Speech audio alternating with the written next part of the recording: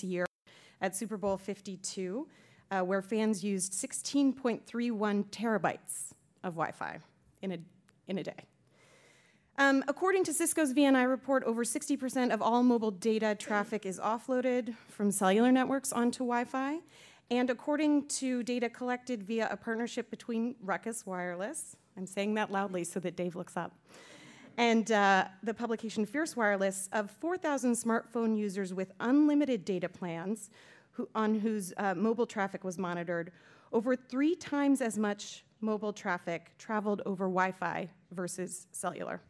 So in absolute terms, this means that even with unlimited data plans, people are relying on Wi-Fi more than ever for their mobile broadband needs.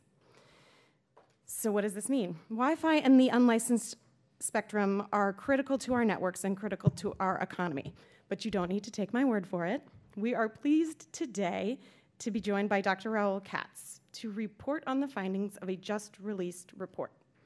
This is the 3rd economic study from Wi-Fi Forward and Dr. Katz. We're very excited about the partnership, and it assesses the domestic value of Wi-Fi spectrum. The work Dr. Katz will report on today refines and improves upon his earlier analyses while updating the projections through 2020. For those who are unaware, Dr. Katz is the Director of Business Strategy Research at the Columbia University Institute for Teleinformation and President of Telecom Advisory Services. As an international telecom industry consulting executive, Dr. Katz has worked with governments and international organizations in the development of regulatory frameworks and policies. So without further ado, it is my privilege to introduce to you all here today, Dr. Katz.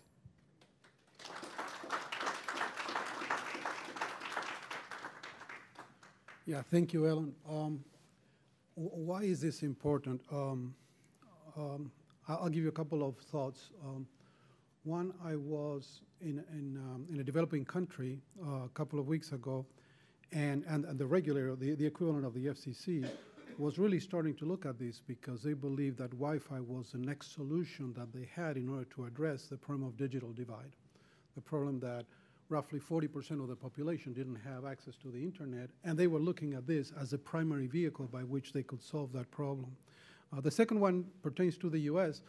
I was at a conference last week, and maybe some of you know about this topic, but they were talking about the usage of Wi-Fi in stadiums, and they were referring to the concept of inversion. Inversion is when you go to a concert or sort of a sports event, 15 minutes after the event has started, the people start sending more messages than what they receive. And they're becoming pretty much preparing messages, and the traffic of people that are sending messages out of the stadium is becoming more and more important. I found that interesting in the sense of how important this is becoming in terms of changing the experience of us attending a public event. In any case, a couple of things, both important both for advanced economies and developing countries. It's important because the numbers do show it in the sense of 38% of IP traffic is going through unlicensed spectrum. 48% of smartphone traffic is going as well, and this is depending on OpenSignal. There has been quite a bit of stir about these OpenSignal numbers because they, obviously, as you know, they base their numbers on crowdsourcing, us user uploading sort of our usage patterns, and they came up with a number that say, well, maybe the sort of routing through Wi-Fi when we are on cell phones is somewhat declining, but it's declining marginally, and still within 48%, it is like a sizable number as to how much is going through Wi-Fi, and this doesn't count all the free Wi-Fi stuff that I'm going to be referring to. So this is important.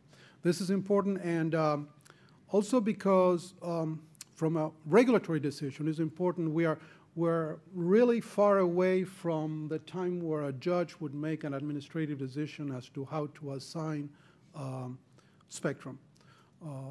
But we're not that far away from Coase's paper in 1959 when he said we need to assign spectrum on the basis of its economic value. And that's why the generation of evidence relative to economic value is fundamental. It's fundamental to support decisions that are being made relative to spectrum allocation. So the issue then is, how do we quantify the value? How do we assess? I mean, in a way, when one could say that the value of licensed bands approximates whatever is being paid on auctions, and obviously that assumes economic rationality on the part of the people that pay for spectrum on auctions. But nevertheless, we have like a benchmark. In unlicensed spectrum, it's kind of different because we don't pay for it. We use it as a resource. So the key question here is trying to come up with methodologies that lead to understand, well, how much economic value is being generated by this kind of resource? And we were not the first ones that looked at this. In fact, if you look at the number of studies, Richard Thankey did the first study in 2009. Paul Milgrom at Stanford did a second one in 2011. Thankray reiterated the study. Mark Cooper did it from a consumer perspective. The issue is, on one hand, they were relying on a methodology, and I'm going to expand on it, of consumer surplus and producer surplus. Consumer surplus defined as the value that we receive as users by using a particular good. In straight economics, whatever we pay for a service and whatever we're willing to pay for that service, the difference between both is defined as consumer surplus. But if we don't pay anything, whatever we would have to pay, if we don't have that resource to be used, that's consumer surplus. And producer surplus is the benefit that corporations get out of relying on the technology. Now, interestingly enough, each of the studies that preceded us were looking at a piece of the elephant. They were looking at either RFID, or Mark Cooper was looking at how much carriers, the incumbents, are saving by relying on carrier-grade Wi-Fi. Paul Milgrom looked at the issue of tablets, particularly Wi-Fi-enabled tablets. So no one looked at the whole elephant, and what we started doing was, well, let's create a composite. Let's create some sort of a Frankenstein where I look at the different values that are being stipulated by each of the prior players, updating them relative to where we were in 2013. And we came up with a number that said that roughly $140 billion was being generated in economic value. But that was sort of our Frankenstein. It was like our composite of different studies that were conducted before that. The other thing that is important to say is that from a methodological standpoint, I'm going to come up in detail later on, is what we're trying to build is somewhat of a parfait chart where we have different sources of value and we're trying to add them into some sort of a rational way. And that's the key approach. So please, let's change. So $140 billion was our composite. And then, as Ellen was talking about, we've been doing these studies, and we've done 3 iterations so far. The first one was published in 2014, but with data of 2013. This time around, we did a 2017 and a projection for 2020. And yeah, so without getting into what someone mentioned to me before, the battle of the large numbers, the fact is that the economic value is growing. It's growing. Partly because the usage is growing. One of the big chunks of economic value in this, and I'm going to explain a little bit more, is residential Wi-Fi, is the fact that more and more, when we are at home, we're using Wi-Fi to replace, or basically to rely on accessing the internet and managing the different applications within the household. The Wi-Fi router is becoming a hub of an internal network.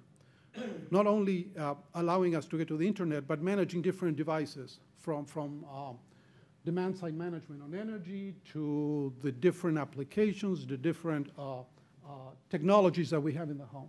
So residential Wi-Fi is a big thing. But then another one that is important is RFID. RFID is essentially operating on an unlicensed band, and it creates enormous amount of value for corporations. Our calculations here have taken only 2 industries, retailing and healthcare. And the benefits that we get on RFID in terms of inventory management, in terms of customer care experience, in terms of tracking goods along the supply chain, Obviously, our numbers actually decouple each of those applications or benefits along the value chain of either healthcare or a retail company, and that's why we come up with a big chunk of numbers. So the first thing is the value is growing.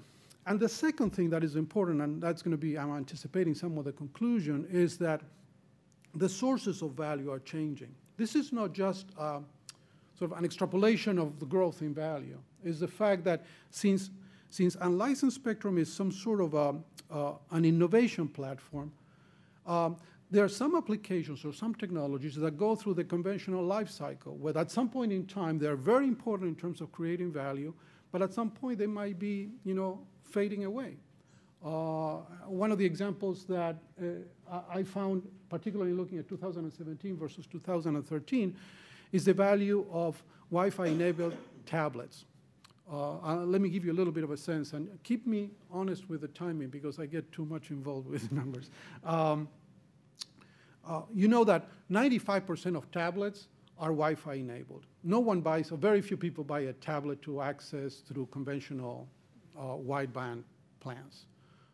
And those that buy it, they disconnect it very fast because of the sticker shock, because we use more on Wi-Fi tablets, on tablets than we were to use it on a smartphone, at least originally. Well, in 2013, the value of Wi-Fi enabled tablets was enormous.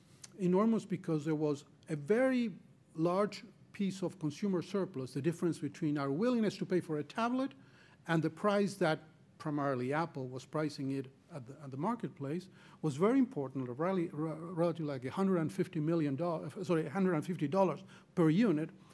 And then there was a margin that Apple was making on the tablets, which was roughly 50%. On each $499 tablet, Apple was making 50% in terms of margins. So it was very important. Well, lo and behold, when we are here in 2017, tablets continue being shipped, but a lot of the functionality, the original functionality of tablets, is being transferred to smartphones. Now we can do a lot more on smartphones than we could before. And because of competition, the margins, or particularly the willingness to pay on the part of consumers of a tablet, is declining. So it was very important at some point, as Paul Milgrom showed in his study in 2011, but it started declining. So all these to illustrate the fact that what we're dealing with in unlicensed spectrum is a platform for innovation. And with that platform innovation, sources of value could either rise or could decline. But when you take the whole packet of value that is being generated, you get this growth. So how do we analyze this? And I'm somewhat anticipating, I sort of actually anticipated it before. We try to aggregate it into some sort of a rational way. The different sets of applications, sort of the layers of the parfait chart. So we have Wi-Fi technology, which is somewhat of a bag of cats in terms of things, but then we have new products, and then we have new business models. And this is just a way of creating a taxonomy. And what you have here is a list of either technologies, business models, applications that operate within a licensed spectrum. So what you have here is obviously free public Wi-Fi, which is essentially, let me go back, please. Free public, which is essentially what we do to, whenever we go into a Starbucks, or whenever we get to a company and we're in the waiting area, or in a lobby of a hotel, we access Wi-Fi for free. So there's value there, because if that didn't exist, we would have to pay for something in our price plan of the cellular service. In the case of new products, I have the tablets, which I referred to, RFID, which I referred to, a series of technologies, whether it's go for Bluetooth, where the big source of value is automotive, to Zigbee and wireless HART, and then new business models like the GoGo in flight. That's a new business model. Like WISPs, the wireless ISPs. So we looked at a range of them, and then we classified value in terms of these three sources. Either value to consumers, value to enterprises as a result of the technology, which enables them to increase their margins, or just impact on the GDP. And this is important because, you see, when you look at value, if you were to look only at the last column, value on the GDP, you're excluding a lot of things that don't get into the GDP, which is the economic surplus. No one tracks consumer surplus in the macro numbers. You have to get into the value to consumers. So that was the way that we looked at it. And let me give you a little bit of a sense. The first category, which had to do with Wi-Fi. What are the pieces of economic value and how do they evolve? Well, first one is, as I mentioned before, the value of Wi-Fi when we get to Starbucks. The difference between what we would pay by accessing a cellular plan or by going it for free at the Starbucks. The second one is residential. And look at how much value there is on residential. Because the amount of traffic, which is roughly around 42% of the total traffic that we generate on our smartphones, is being generated at home. And 42% is being generated at home, and from there, we rely on Wi-Fi primarily to steer that traffic. And we save other sources of money. I mean, since we have the node there, essentially what we have is a facility that enables us to save money on wiring the house. We don't need to wire the house. It costs roughly $600 on average to wire a house to link all devices and all the platforms. We don't need that anymore. So that's the most important source of value. And then we have what cellular carriers save by depending on carrier-grade technology. Rather than deploying a base station, they actually put a series of access points, and they save money because the capital cost of deploying an access point is much less than a base station, even after you factor in the OpEx required to manage those carrier-grade access points. So that gives us still an economic surplus, and then you get GDP contribution. Let me point out to this one, increase of speed of wireless. As effectively, the speed that we get on devices when they are connected by Wi-Fi is between 2 and 3 times the speed that we get when we are on cellular. Now, that speed has economic value. And we have econometric models that measure if a technology is faster, that adds value to the economy in terms of efficiency of corporations. And we use those econometric models to actually quantify the importance that we get by having these 40 to 50 to 60% of traffic going through Wi-Fi technology. And then there are other technologies that add to the GDP as well. Next, please. On the new products, well, the primary thing, as I was telling you before, the Wi-Fi tablets was much more important in the prior studies. Now it's declining. The willingness to pay is declining because we get a lot from our smartphones. So our willingness to pay on a tablet is not as important. And the margins are declining because of versioning issues or versioning strategies on the part of Apple. But RFID is still going strong. It's very going strong because a lot of corporations are piloting this. This is very important for their productivity. And I'm looking right now at what we call the supply chain 4.0, which is the digitization of the supply chain. This is the next frontier in terms of productivity improvements for US corporations and for the whole 4.0 paradigm that is being pretty much led in Europe. And then you have a number of things. Bluetooth is important because automotive applications. The automotive market is driving like crazy Bluetooth applications.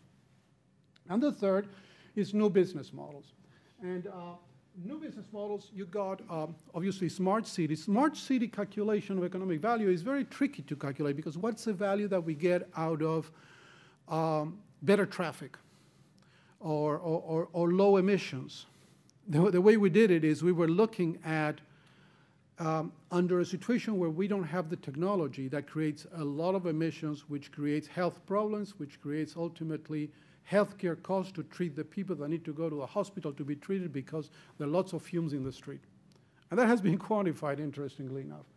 And then precision agriculture has to do with how much can we enable on Wi-Fi devices for those tractors and central stations that can monitor the efficiency of fertilizers, the point of harvest, the warehousing of everything that is being produced in the agricultural field.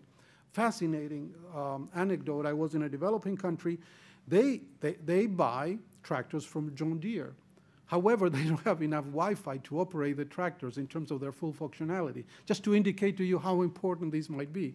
They still buy the tractor, which is essentially a computer, Wi-Fi enabled, but they cannot sort of operate them in their full potential because they lack that kind of assignment of bands. And then you have the GDP contributions. These are the WISPs, the wireless ISPs, very important in the United States in terms of number of subscribers. There are roughly, I would say, if I recall correctly, 3 million households in this country today that are served by wireless ISPs that are relying on Wi-Fi to offer the service. And these could grow larger because of the standards that are coming down the road or that are being implemented in terms of super Wi-Fi, better propagation, better reliability on the signal. The Boingos and the Gogo in flight and the like, and then you got the equipment sales on IoT sensors and smart city equipment. So these are the numbers as a whole. And so this is the way we're building the estimate. And by the way, it's important to say, the numbers that are being printed in the sheet that you have, each of them is backed up by the analysis in the lengthy report that has been released today. And we are on full disclosure and transparency on how those numbers were calculated. We don't believe in the sort of the black box numerology-driven projections. So, okay, so this is a large number, and you stay with that, and you make your decisions on that. I mean, whoever in this audience and other people are willing to actually get into the numbers and do their due diligence or even dialogue with us in terms of assumptions followed, you're welcome to do that.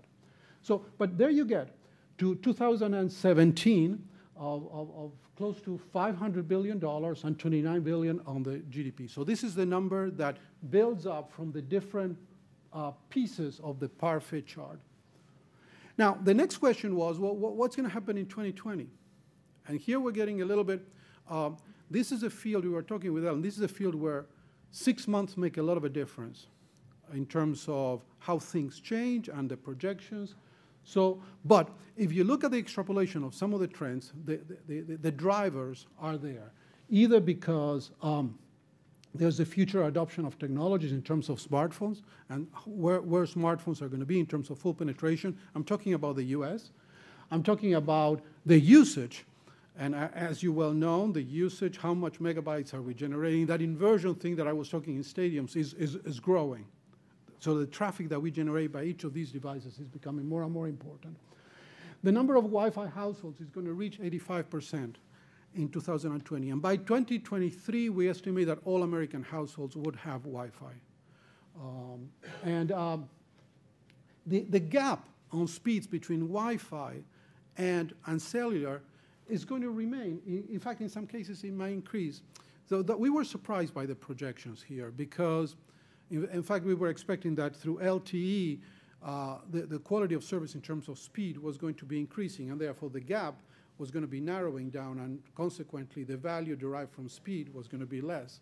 And in fact, when you look at the projections, Wi-Fi is keeping up with LTE, and in fact, it's increasing speed as well. So if you look at the forward-looking picture of 2020, you still see an advantage on the part of Wi-Fi speed-wise. Explosive growth on Wi-Fi-enabled devices, the wearables field, RFID penetration. Interesting, RFID is an old technology, as you all know. I mean, this was developed in the, originally maybe in the 60s, and it's been growing. But what's happening here is we decouple the development of the technology through the adoption. And US corporations are going through the piloting and then introduction. And the numbers, we believe that 10% more of corporations will be incorporating Wi-Fi technology in their production processes.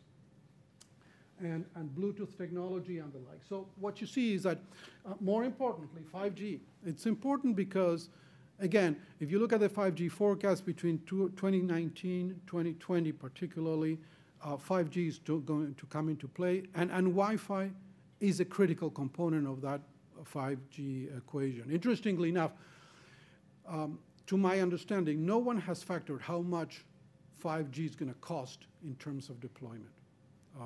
There are some numbers that Ofcom did for the UK, which are pretty sizable. I did some sort of interpolation of the UK numbers in terms of the different geographies. And the number for the US, if we were to think about a nationwide coverage, is pretty large. It's around north of $600 billion in terms of CapEx. Now, this means deploying 5G in rural areas, which actually no one thinks that that's going to happen. But nevertheless, for urban and suburban, you're talking about roughly in the order of 80 billion, of which unlicensed spectrum is a critical component in terms of cell densification. So there's more value here.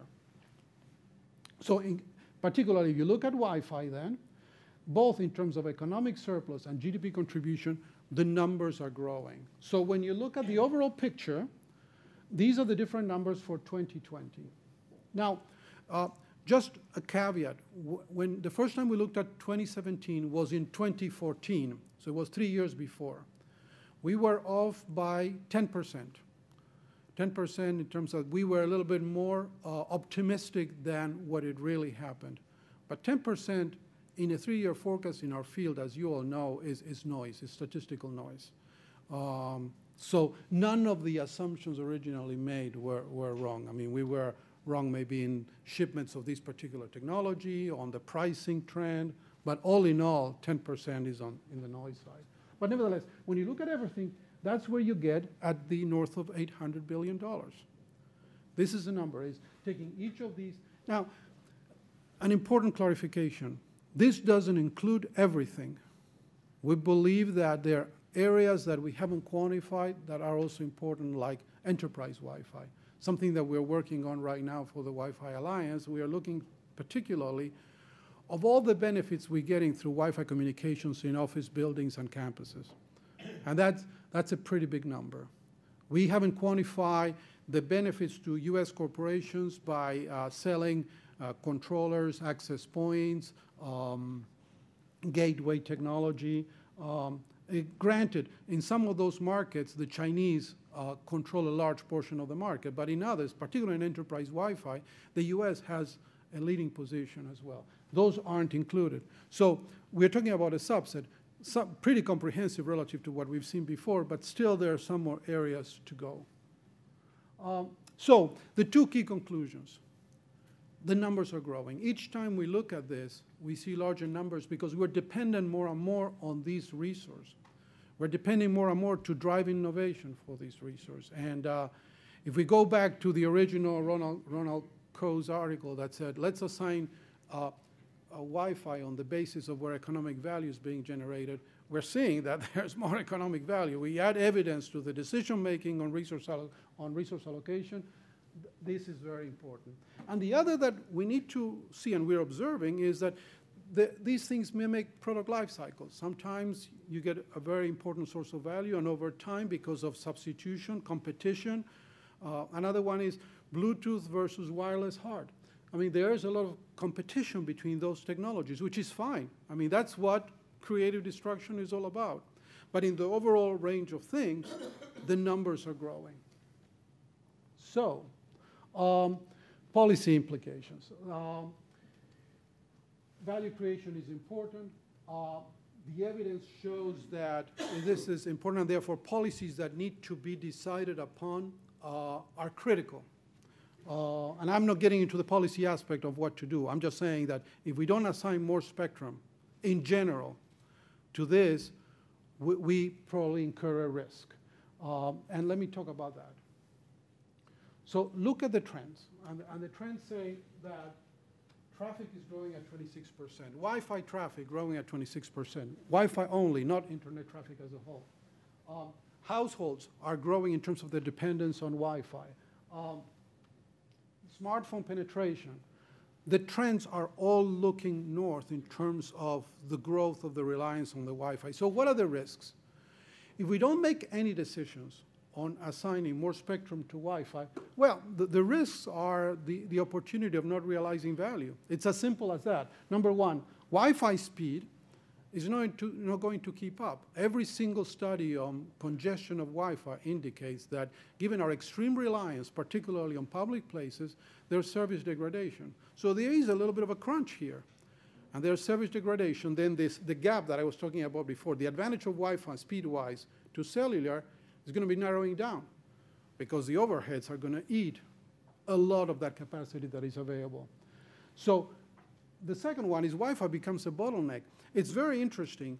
When we are updating the distribution side of the network, we're upgrading it to higher capacities. If the Wi-Fi device that is acting at the end of that fiber network is bottlenecking the ability that we have in the distribution network. Now fiber is so important in terms of capacity that if we don't give more spectrum to that, and we start running devices in the household, and we start piling up devices, because that's the trend that consumers are, no matter how much we upgrade the fiber capacity in the distribution network, we have a bottleneck, and that becomes at the hub of the household. We're going to have difficulty migrating to 5G, because no one is going to pay for 5G to go full cellular. I mean, the numbers are incredibly high, and at least by what Ofcom has calculated. So Wi-Fi, and Wi-Fi particularly, is a critical component of that 5G migration. And if we put all the value on what 5G means for future American competitiveness, we have a big risk here. And then we're going to have a limit on to how much innovation is going to be created by these resources. So I believe the risks are very high. I'm not getting into the intricacies of what it means in terms of particular bands, and that's something that you guys are working on. But purely from an economic value, I think that the message, according to Ronald Coe's theory in 1959, is pretty clear. We need to assign more spectrum to Wi-Fi. Thank you.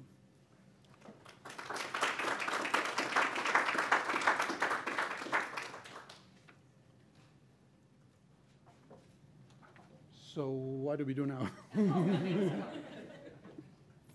door was heavier than I thought. So sorry. Thank you, Dr. Katz, and he'll be around to answer more in-depth questions, I think, afterwards with our Q&A. But as he mentioned, the full study is available on wififorward.org right now. It is lengthy. He spent a lot of time on it. But as Dr. Katz said, the numbers are there, the backup is there. We encourage you to take the time and go through it. And we are so excited to have it out there and its full release. But without further ado, to the second part of our program, we're absolutely thrilled to have two staunch and longtime Wi-Fi and unlicensed spectrum leaders joining us this early morning for a discussion of the practical implications of Dr. Katz's work. So what's next for Wi-Fi and unlicensed spectrum, how innovations in unlicensed will shape our world, and how we're going to get the spectrum we need. Without further ado, I will welcome to this stage Kate Tumorello, who is organization Engine, is a member of Wi-Fi Forward, and Kate will be moderating the discussion today between Commissioners Mike O'Rielly and Jessica Rosenworcel.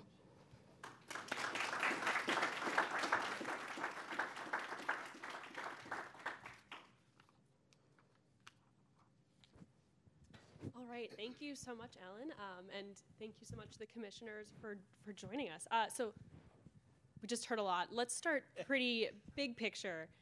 What is the state of unlicensed spectrum? Do we have enough? Will we have enough? And what is the FCC doing right now to make sure we do have enough?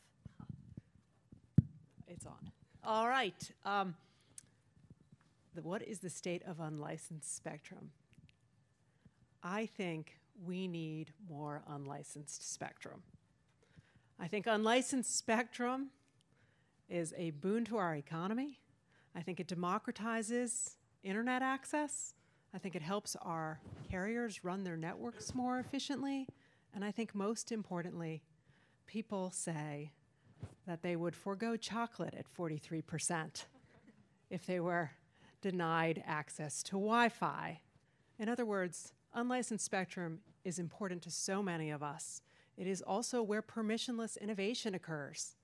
You don't need to have a license or a contract to incorporate wireless technology into what you do and what you develop. All of this means that the demand on our airwaves for unlicensed are growing. And we see that. There are 9 billion devices that have been shipped worldwide that are in the market today that rely on Wi-Fi. There are 3 billion more that are going to be shipped this year. That's going to crowd our airwaves. And I think it is imperative for the FCC to give some thought to that and to take some action. So every time we do something for licensed airwaves, I think we have to commit to the idea of a Wi-Fi dividend and take action to make sure that we have more unlicensed as well. Well, thank you so much for having me. It's a pleasure to see you again. Welcome back to DC. Thank you.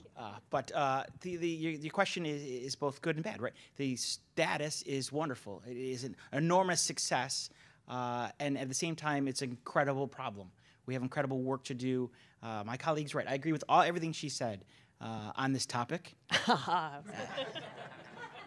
And on others. We could yes, surprise absolutely, absolutely. No, I agree with everything she said on this topic. It's been enormous success. We have enormous work to do, and that's, the only thing I would say is, I do agree with the idea that when we do license spectrum, we need to figure out what's the plan for unlicensed. I don't know that it's not a slice of it that we take off a percentage of it, of whatever we're licensing, but it should be part of an overall picture in my mind.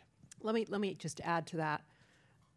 In the most recent omnibus spending bill, Congress asked us to identify 100 megahertz of spectrum below 8 gigahertz for unlicensed. That doesn't happen without some effort and some commitment. And so I do think that every time we work on something with licensed, we got to commit to finding unlicensed too. It may not be in the same spectrum. I agree with you. Yep. But I think we have to memorialize that idea of a Wi-Fi dividend to make sure we reach that threshold that Congress has asked us to reach by 2022. And that's not an easy task to do. And look, at Congress sets our rules, and I'm happy to comply as they set out. So I have no choice.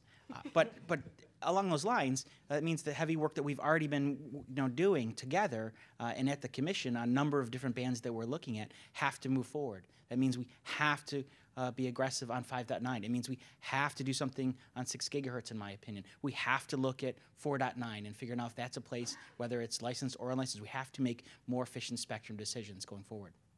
Yeah, and I definitely want to get back to the Congress piece, because that's something that I'm super interested in. But kind of digging into what the FCC is doing right now, let's talk about the 5.9 gigahertz band.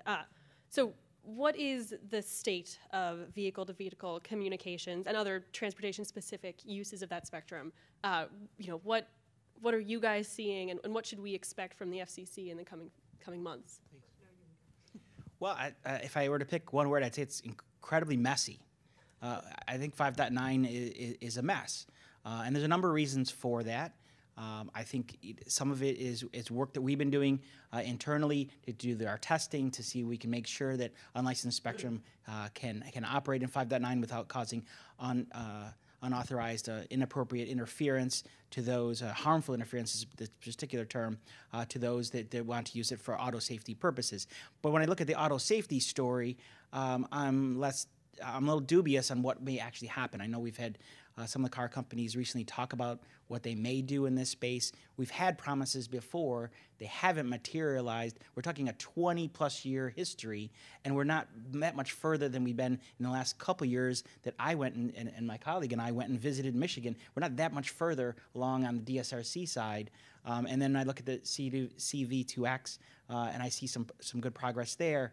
But we still have a heavy load to do, in my opinion, and I think we have to look at all the tools that we were looking at before the new technology came to our door, and that looks like rebanding or certainly moving forward with our testing mechanism that we've been part of. Yeah, it's hard to believe now, but it was about 20 years ago that the FCC set aside the spectrum for DSRC technology for these two-way radio systems that would allow cars to communicate with one another and with roadside infrastructure. 20 years ago, a wireless phone was really expensive. 20 years ago, dial-up internet was still styling, and AOL was mailing us those yellow discs they call CDs. I was 50 pounds lighter. I wasn't going to mention that.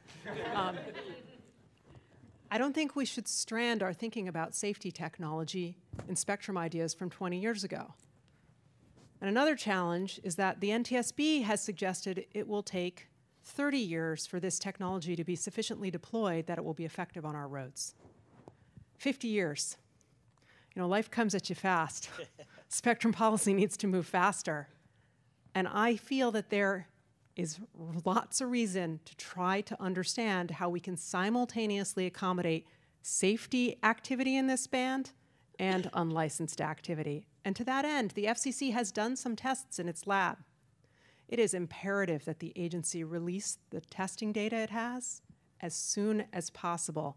We want everyone who's interested in this issue, both from the auto safety community and the unlicensed community, to see those results so we can try to understand how, again, safety and unlicensed activity can safely coexist. And so you both recently wrote to Toyota about this exact issue and kind of the state of the dedicated short-range communications technology and what their plans are and what their plans maybe should be looking broader. Are you seeing other auto companies making these kind of commitments, or are they kind of turning to different technologies, whether that's in-car sensors? What's kind of the state of the industry broadly outside of just the Toyota situation? Well, I think what's striking now is when we talk about autonomous vehicles or connected cars, we're not just talking about DSRC.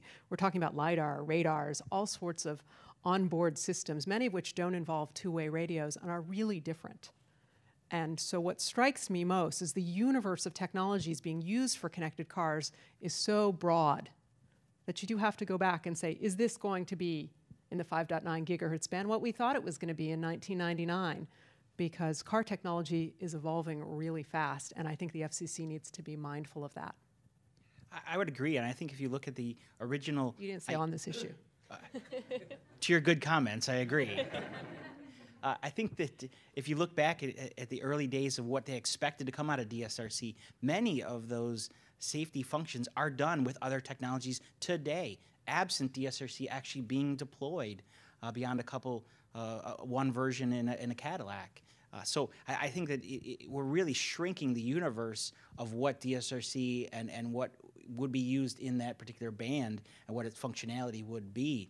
I know that they still hold out hope on terms of the changing lights as you come up to a signal, and there are already other technologies that are available to do that. I mean, we're really shrinking what DSRC will be. It's really its value is really shrinking by the day, and that begs the question why 75 megahertz is allocated for this purpose. And I think that is really behoves us to do more work on that space. I appreciate my colleague's point on the testing. We ran into some hiccups on some of the equipment parts, and that's why it's taken us longer than we would have liked. I know the chairman's committed to do something along the space, and so we're just trying to find the right formula. What is it about 5.9 that makes it kind of so much potential for being dual purpose here? Why 5.9 for Wi-Fi?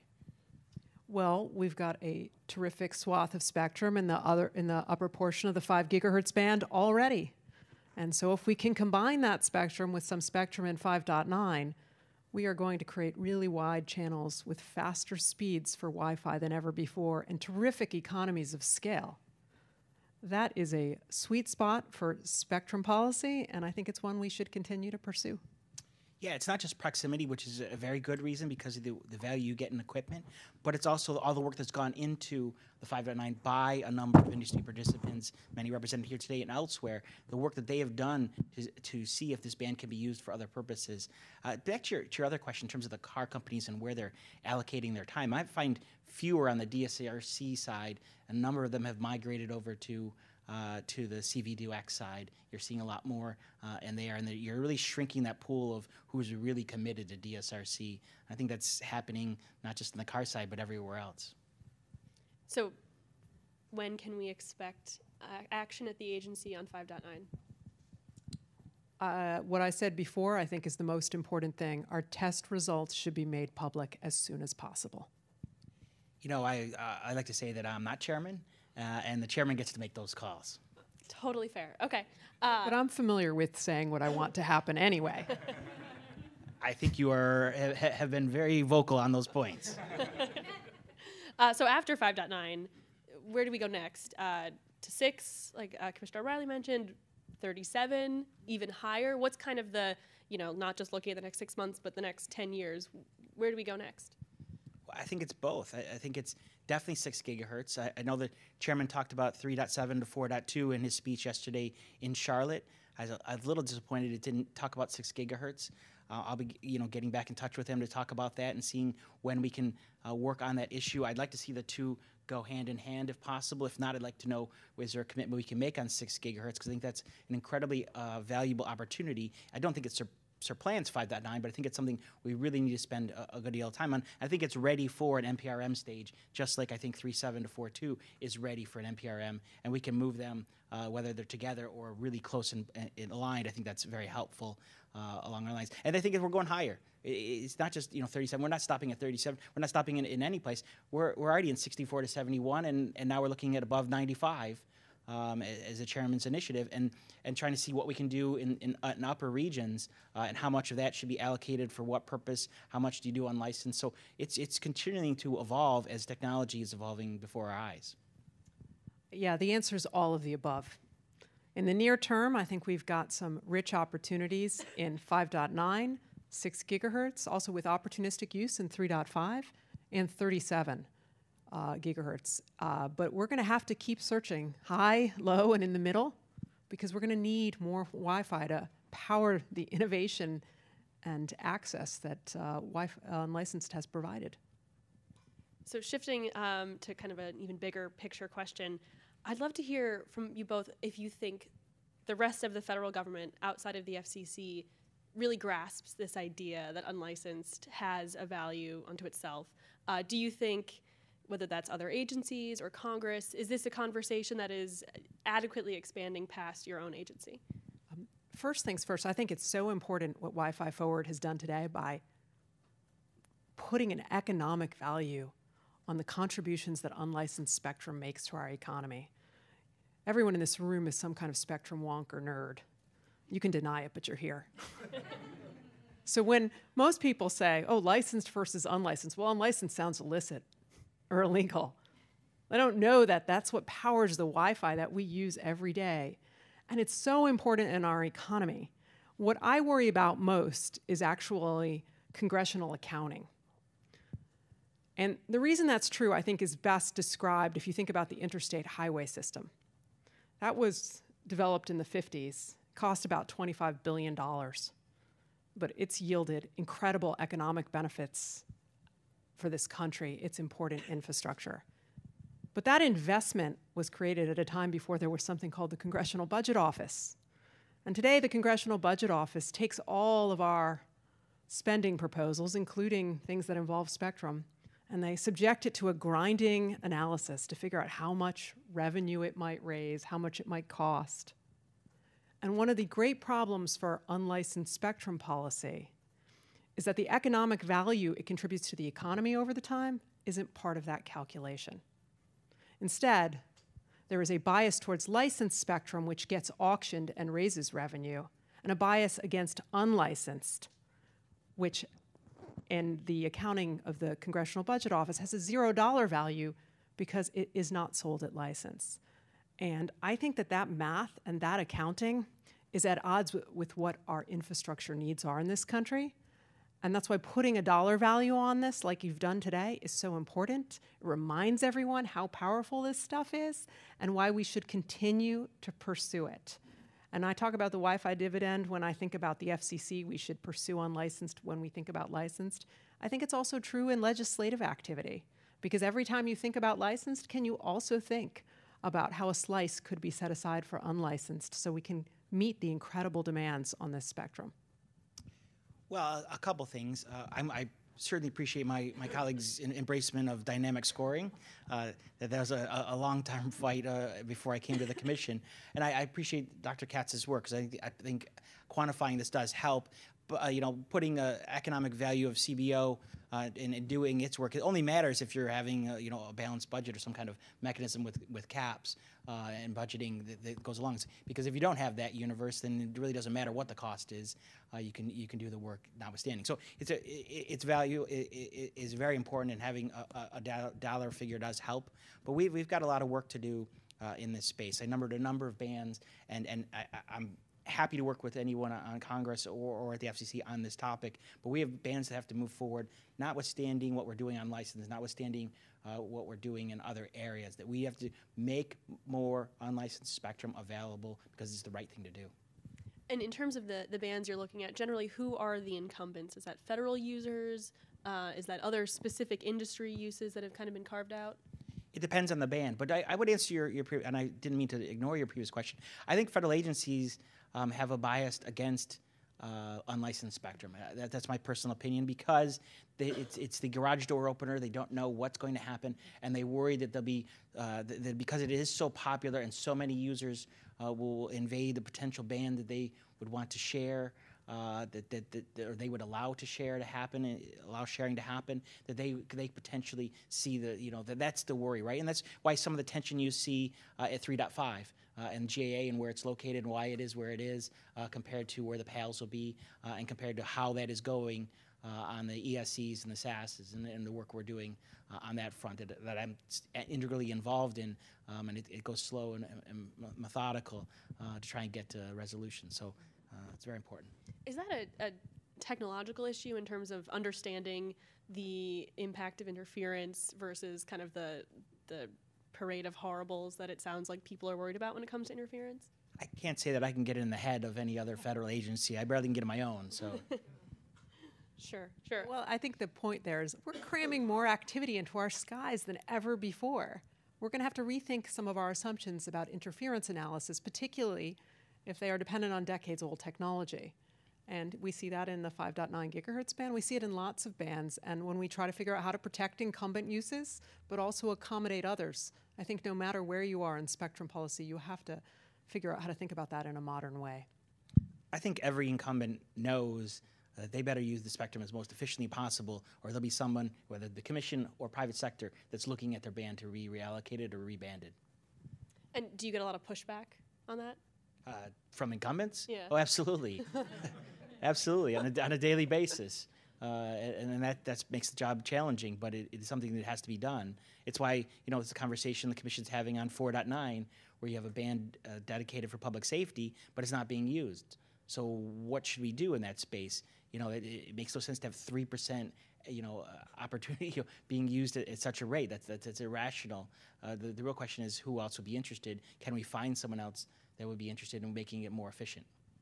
Yeah, if you're an advocate for repurposing spectrum, particularly mid-band and low-band spectrum, you've probably got the battle scars associated with it, because there's some community of incumbents in the private sector or public sector who is letting you know that they're not going to let you take it without a fight. And I think the part of the problem is we always think about it as a taking. We've got to figure out over time how to incentivize both federal users and existing incumbents so that they see reallocation as a source of gain and not just loss. And so in those situations where you're kind of facing these incumbents who are defending what they see as their spectrum, who's the mediator? Is that like a place for Congress to step in and encourage cooperation? Well, I think we are the mediator. I think we're trying to, I think that's part of my job. It's the work I've been doing, taking the lead on 3.7 to 4.2. How do we, deal with the incumbents that are there, the contractees of those incumbents, make sure that they're taken care of, but also open that up for new opportunities for new wireless services. And so that's what I think is the right formula, and that's what I'm kind of in the middle of, trying to make sure that all those principles are taken care of. Yeah, I think it's like mediator, referee, and then the folks in the middle who just have the battle scars. Is there an issue at all with the lag between when the spectrum is made available and when it can actually be used by either everyday consumers for Wi-Fi or and also more specific technologies? But it's not like my router at home, if you flip on 5.9, can necessarily use 5.9. So what's the process like there, and is that at all a struggle in trying to prove how necessary it is today to make the spectrum available in the future? Yeah, it's always going to be different depending on different bands. 37 gigahertz, for instance, is a lot of greenfield. You could probably turn that stuff, make it available really fast. But we've got other spectrum where we are actively relocating folks, and it takes a while. You see that, for instance, in the 600 megahertz band now with broadcasters, and that is a thoughtful, careful process because we don't want people losing access to their incumbent broadcast services. So it's going to depend on how many incumbents and how diverse those incumbents are in any particular band. I absolutely agree, and I also say that it also depends on the equipment that's being deployed and the chips that are being used. If you can build chips that can, handle new bands going forward, it's how fast they're implemented. As equipment is advancing, and more of it's software defined, and more of it can be done on the software side than on the hardware side. But it's having the right chipset in place that can handle new bands as we are putting them out into marketplace. That's important, especially in 6 gigahertz, because so much of the equipment that's used in the upper portion of the 5 gigahertz band for Wi-Fi today, we'd have terrific economies of scale if we move forward and use it in 6 gigahertz. And in fact, IEEE is already looking at 802.11ax there. There are opportunities that we have to think of, not just in terms of the incumbents and relocation, but in terms of how fast that equipment and standardization can occur. Great. I think we have some time for audience questions. If anyone wants to really dig in the weeds with us. Or I can keep going. Howard. I appreciate the Howard Busker Communications Daily. I appreciate the focus on 5.9, and someone else is asking about that band, so thank you, Kate. I wanted to ask about 4.9 gigahertz because you've just sort of teed that up, and we're kind of in the early stages of that. But does it even make sense anymore to have that spectrum set aside for public safety in an era of FirstNet? I mean, public safety agencies weren't really using it very much before, but now they've got FirstNet, so I guess that's a question I have. Well, as you know, we have an open proceeding on that before the agency, so I don't want to prejudge that outcome, but we're looking forward to the comment on this to figure out where to go next. Yeah, I've raised that exact point as part of my comment on this item, and so we have to look through and see what people submit, their views on the topic. But it's certainly a valid concern from my perspective when it's so underutilized, and there are other opportunities that weren't there when it was allocated.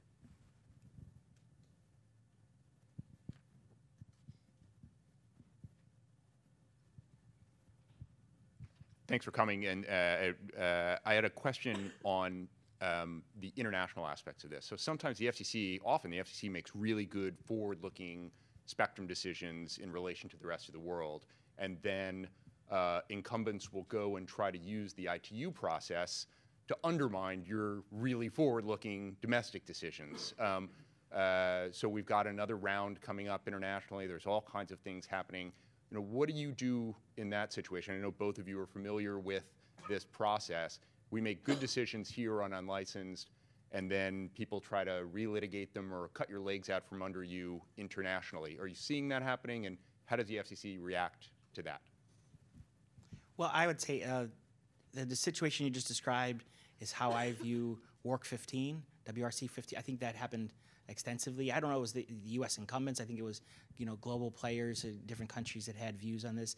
I think we're at a tipping point, in my view. I'm going to be talking more about the ITU in the coming months, but we're at a tipping point where, a number of forward-leaning countries have visions on spectrum policy and advancement for their citizens, and others don't.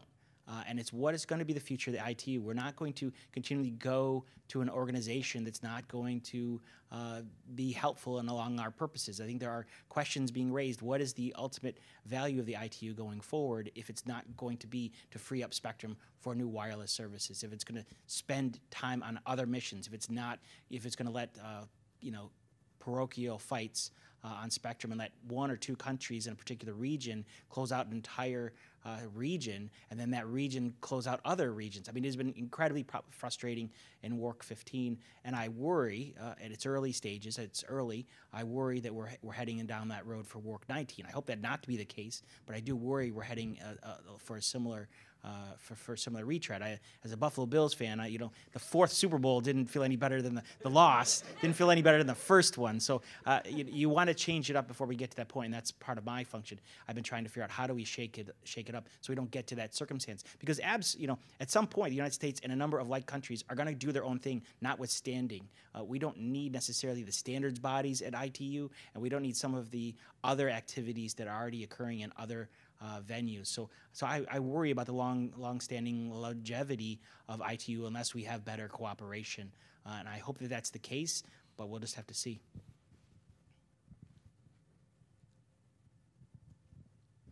Hi, John House from CCIA. Commissioner Rosenworcel, you talked about the DSRC allocation 20 years ago, and a lot has changed in 20 years. And as a native Washingtonian, I'll just point out 20 years ago, the last time the Capitals were in the Stanley Cup Finals. I'm wearing red. I'm wearing red. And you're rocking the red for that, all right? Yeah. That's not my question, but thank you for the indulgence. You discussed your work with other agencies in trying to identify new spectrum bands, and wanted to know if you could elaborate on that a little bit more, and maybe how the results of this study can help with your conversations. Yeah. This long-standing conversation, really, below about 3.7 gigahertz, I think the federal government has veto power over about 60% of the airwaves. And that stuff is used for really important things, you know, the defense of our nation, managing crops, weather activities. It's used to make sure our planes stay in the skies. But I do think it's reasonable from time to time to ask if all of those allocations are as efficient as they need to be given modern technology. And so for a very long time, I've supported the idea of federal spectrum incentives, or figuring out some kind of equivalent way of enumerating the value of federal spectrum holdings so that it could be exchanged. In other words, we've got to make sure that that public resource is being used in a way that's maximally valuable. And if we want to repurpose it, we need to find a way that those entities see gain from that repurposing and not just loss. And so I think we should take some of the modeling that we've done with broadcast incentive auctions and apply it to federal spectrum holdings, because it is one of the richer places to gain spectrum for commercial activity on a going forward basis, particularly in the lower and mid-band areas. I would agree with that. I do agree with incentives. I think there's also a place for for lack of a better word, a kick in the pants. I think that goes both sides of the equation have to Suddenly work. get a vision of what type of parents both of us are, right? That's not true at all. I'm all carrot, you're all stick. I'm actually like Jello, and my wife would tell me I'm useless as a parent. I give in all the time, so I got to take out my aggression over here on spectrum policy, but my daughter's running over me and elsewhere in life. So. No, so I think you need both. It's not just a incentive approach; it's also a stern force for good. And it's not just spectrum efficiency. It's also recognizing that some bands have changed over time, and what they're doing in one particular band should be done in somewhere else. And I think of Channel 37 and medical telemetry, and that's not a federal government purpose, but it probably doesn't make sense to be in 600 megahertz for such a function. It probably could be in somewhere else. If you were redoing the world, you wouldn't probably put them there. Getting them move is a different topic, and that becomes a heavy challenge. But you probably, and that's kind of how you approach, how I look at some of the federal government entities, is they probably shouldn't be there. They could be somewhere else. They already have spectrum bands elsewhere. Let's see if we can move them along the chain. I think rebanding is important. We do have to clear bands. It's not just sharing going forward. I think after the last administration was all about we've got this new paradigm, and I don't think that new paradigm actually is going to occur. We're still going to have sharing. It's important. It will continue to be important, but it's one of the pieces, not the grand solution of everything going forward. Following up on that, it seems like every incumbent must think their use is the most important use, whether that's federal defense purposes or the automakers. It just seems like that's kind of how you have to justify keeping the spectrum to yourself. And the costs of relocating, especially for like the Defense Department comes to mind, but agencies who have a lot of technology built into using that specific spectrum. I mean, how do you talk to them about those costs? How do you talk to them about making it worth it to move? All right, we're going to get really nerdy now. But I think we should revisit the Miscellaneous Receipts Act. That would be as nerdy as you can. I know. That title just says it all, doesn't it? But here's the thing. Right now, when we want to hold a spectrum auction, we clear every band for the lowest common denominator. I think it would be more interesting if we could auction off spectrum faster, and we could do that with a mix of overlay rights and imperfect rights, and then give the winning bidder the ability to negotiate with the federal incumbent and then find out what it is they need, what function takes place in that spectrum today, and if they can accommodate it in a more efficient way, they could have access to more of that spectrum previously used by the incumbent. I think you're going to see at 3.7, one of the opportunities is a new model Is it a private market approach to clearing the band and how quickly it can be done? And I'm very interested. I haven't endorsed that model, but I have, is really looking like an opportunity that we need to explore extensively. And I think it's potentially where we're going to go in that band. And I think that's a potential new future, new opportunity to add to the toolbox that we already talked about. And in terms of the carrot and incentives, there is legislation that would give agencies a small percentage of any kind of proceeds from that spectrum. The difficulty has always been the percentage, right? They need a really high percentage to make me want to go mow my lawn. You need, or go do something that I don't want to do, right? And if you want me to go get a beer, that's a smaller incentive. If you want me to do something I don't want to do, it's not 5%, right? It's 30% of the, I want 50% of the auction revenue. That becomes more problematic. And so who should come in with a stick to kind of make sure that anyone asking for an incentive is asking for a reasonable incentive? Well, I've made the point that that all spectrum used by the federal government should be on their budget. We allocate how much space that they use and say, you're using too much space at this dollar per square foot. We need to shrink your footprint. It's why the FCC is moving to a neighborhood that we don't want to because our footprint is too big. And so everything has been accounted for except for spectrum, or most things have been accounted except for spectrum. So we have this asset that they don't account, as much as they need, they have. Because it was previously allocated, and they could just sit there and work the internal organization at NTIA and make sure that they protect their zone. But if you put a cost to it, then everyone says, well, gee, that's a little different. Maybe I can give up a little of my spectrum to stay in the warfare area versus moving all the way to a different neighborhood. I think these are such good points. I would say there's an intermediate step before even getting to putting it on the budget like Mike's describing.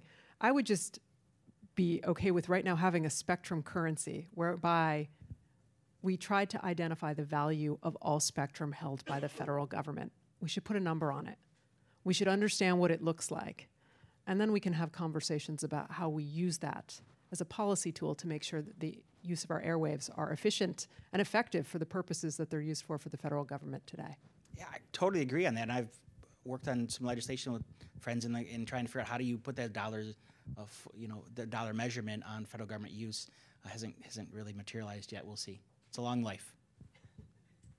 Well, at the risk of bursting our spectrum nerd bubble and having to go back and talk about other things, let me ask you all to help me thank Commissioners O'Reilly and Rosenworcel and our moderator, Kate.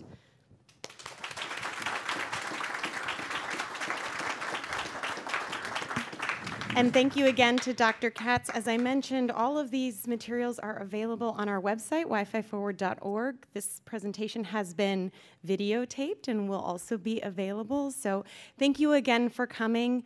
Thank you again for coming, and we look forward to our Wi-Fi future.